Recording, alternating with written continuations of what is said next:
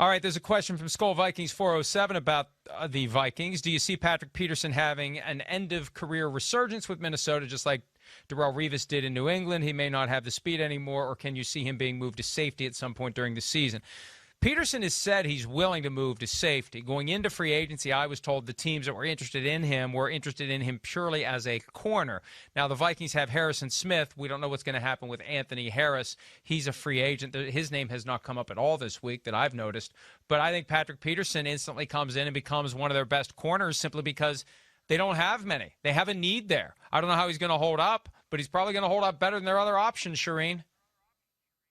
Yeah, this is an interesting signing, Mike, based on what he's done over the last couple of years. I mean, he's only 30 years old, but gosh, it seems like he's way older than that. And a guy that we're probably going to be discussing for the Hall of Fame when you consider how good his career was over his first 8 seasons in the NFL. He was an 8-time Pro Bowler, 3-time All-Pro. He made the All-Decade team. I mean, he did a lot. He was truly one of the best corners, but he hasn't been that guy in several years now. It's been a long time. 2018 was the last time he went to the Pro Bowl. So I have seen decline from him. Maybe this is a rejuvenation for him going to Minnesota. But, yeah, moving to safety probably seems like something that would benefit him. If not this year, it doesn't sound like that's going to happen this year. But after this year, certainly. What do PED violations do to a guy's Hall of Fame case? I'm not trying to be a smartass. I mean, he had a 6-game suspension for testing positive for a banned substance and the masking agent, 2 games on top of it. So the masking agent failed in that it was detected and it failed to mask the PED. I think it's something you have to discuss. Unlike the Baseball Hall of Fame, they've just taken these guys and just removed them completely. The NFL will discuss them. And I don't truly know that we've had a guy who's come up that served a suspension. Antonio Gates may be the first guy who's going to come up that we get to talk about who served a suspension like that. But it will be interesting to see how it's handled in the conversations in that room, because I think he will be in there and be discussed. And you do have to consider it, no question about it.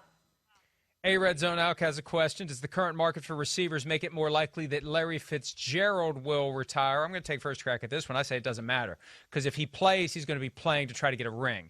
What he makes won't matter. I could see him going to Tampa Bay. I could see him going to Kansas City. And that comment from November when he said if the Arizona Cardinals win the Super Bowl, he'll retire, it was odd at the time because it's not like they were a Super Bowl favorite.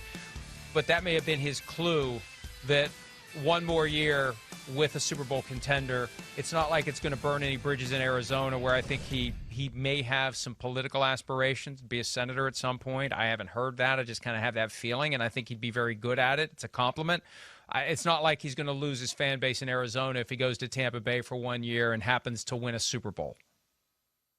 And you know what else he can do, Mike? He can just bide his time, right? And wait and see how everything plays out, get through training camp, don't go through training camp with the team, maybe even get into the season and see how the season is playing out. Who looks like the best team? Who gives you that best opportunity to go win a ring and do it then? So it's not going to surprise me if we don't hear anything about a retirement announcement from Larry Fitzgerald, and we don't hear anything about him signing with the team either, and this thing just plays out over the next few months.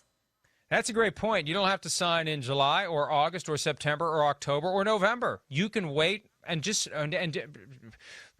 make sure that you're getting on a team that truly is a contender for a Super Bowl championship before you decide that that's where you're going to go. Hi, I'm Mike Tirico, and thanks for watching. Make sure to hit subscribe for the latest news and highlights from NBC Sports.